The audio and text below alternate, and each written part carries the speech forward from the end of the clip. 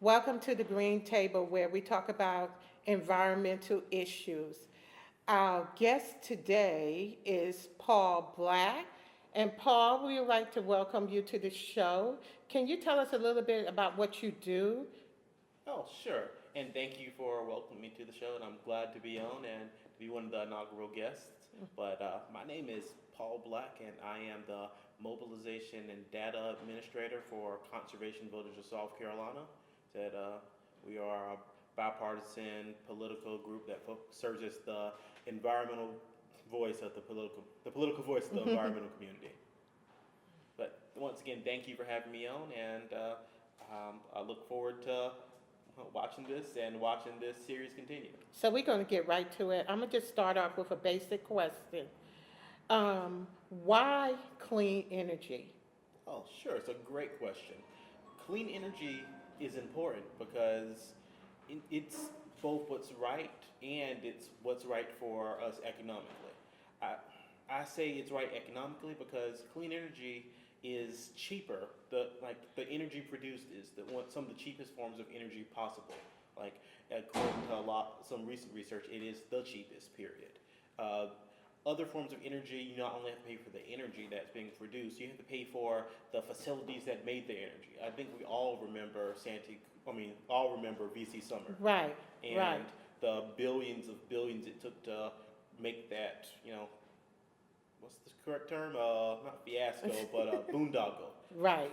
Make that boondoggle possible. Millions of dollars has Uh, been spent. Millions and billions. I think it's $9 billion on Right. that project, and all that for energy. A we won't see, but also it's just an expensive way to produce energy. When it's a lot cheaper just to do solar panels, a lot cheaper, like magnitudes cheaper to just do solar panels. And the same can be said about wind and other forms of renewable energy. It's cheaper to build the facilities, and the energy they generate, they they don't cause pollution.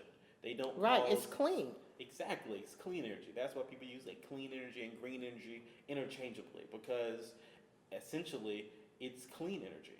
And so not only is it good economically for our pocketbooks, like when we're because we have to pay for the facilities that produce this energy in the long run. It's tacked onto our bills. Right. It's why South Carolina has like some of the highest, if not the highest, energy burden in like point blank.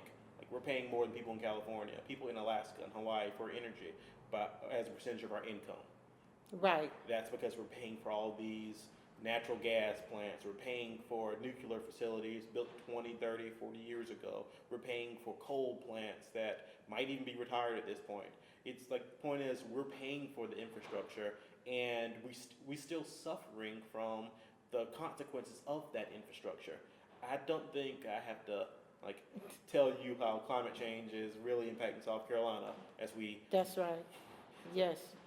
we brace every hurricane season. We are afraid, like If it's it the gets reality. flooded or, yeah, Like flash floods. Like we're how far from downtown, which gets wiped out. Like how often? It's all the time, all the time. so Climate change is definitely playing a role in what's happening with us today. oh, So, definitely so it's clean energy, well, it's clean green energy is sustainable. sustainable. Oh, definitely. So that's the beauty of it. It is sustainable. The sun's not going to stop shining. Okay, And if it does, we have some way more serious problems to deal with. The wind isn't going to stop blowing. Like the rivers aren't going to stop flowing. Like those are the issue. I mean, if that were to stop, like I said, we'd have a lot more serious issues. But it doesn't it's sustainable because it doesn't rely on fracking. It doesn't rely on coal being dug out of West Virginia or some of the Appalachian states and hauled down to the south to be burnt. Like that's, I'm surprised that even feasible. Period in 2020. Like the ways that we're producing energy, it's sustainable because it's just in general smarter. Wouldn't it be a lot more simple just to have a solar panel on your roof and use that power instead of getting power from a natural gas plant that gets gas piped in from like Ohio. Like right, we're talking right, about sustainable. I would right. way rather use some local solar panels, a local solar And farm, or a wind turbine, like And built or something. since you mentioned the solar panels, why do you think we have a hard time reaching the black community about energy? That's a good question. Research has shown that black people, we care about environmental issues as much, if not more, than any other group. So this isn't something that we just don't care about. Right, It's just we have a lot of issues. I don't think in 2020 or like living through any of the past decades, centuries, that that we have that the black folks we have a lot of pressing issues, and we have to undo damage in a lot of times before we can think about making progress. For example, shutting down polluting facilities, or working to improve our quality of life, our health from environmental contamination. And while we're lead working, in houses and exactly, playgrounds and uh, exactly. water. So if there's a lead issue, or like in water, or in a environment around children, it's going to be like Flint in a black community. It's going to be in situations in places that disproportionately impact people of color. That's the reason that environmental justice is uh, is what it is. It's in existence because our environment does not impact us equally when the environment has been in times weaponized against black and brown communities.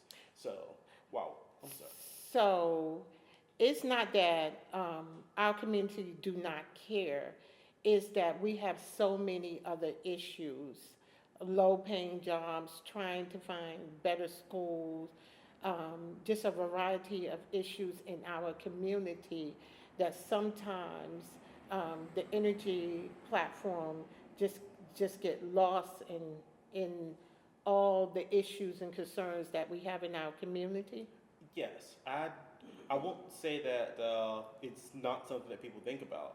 It's definitely something that like I've had conversations with a lot of folks about.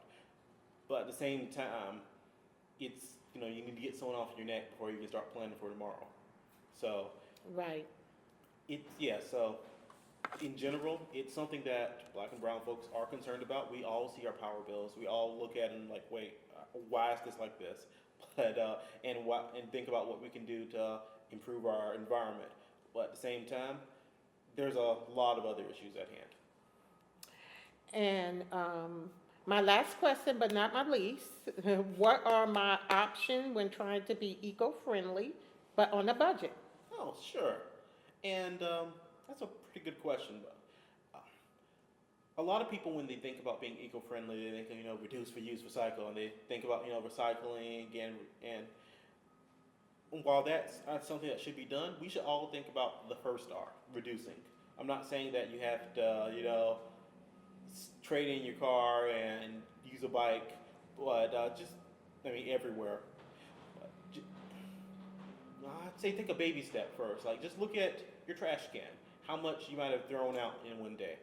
We can just minimize our footprint.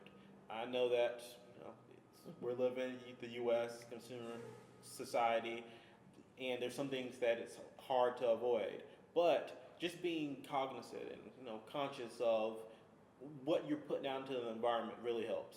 Just, for example, then the best way to do that is just look at your trash can. Look how much trash you threw away that day. Can you think of a way that you might not have? Think of a way that, for example, I started I like chocolate milk. I started buying the glass Me bottles. too. So instead of I love anything chocolate. I saw this YouTube video about this guy who says like, "This milk is from a chocolate cow." I'm like, "That's some good chocolate milk." So I went and I bought it. It was like this massive Yeah. glass bottle. I'm like, "Oh, I can return this bottle. I can Right, reuse this bottle. right, I get right. money back." And yeah, so just think about ways you can cut down on the amount of just trash you're putting into the environment. There's a plethora of other ways, and the ways to reduce, such as like shopping bags and Right. stuff like that. You can take to Reusable stores, cups, reusable cups, reusable straws. and great cups like these, for example. Instead of, Exactly. I might need one of these if you don't mind. From the Noma district, From the right Noma at district. Chromas. Just think about ways that you can cut down on just what you leave behind.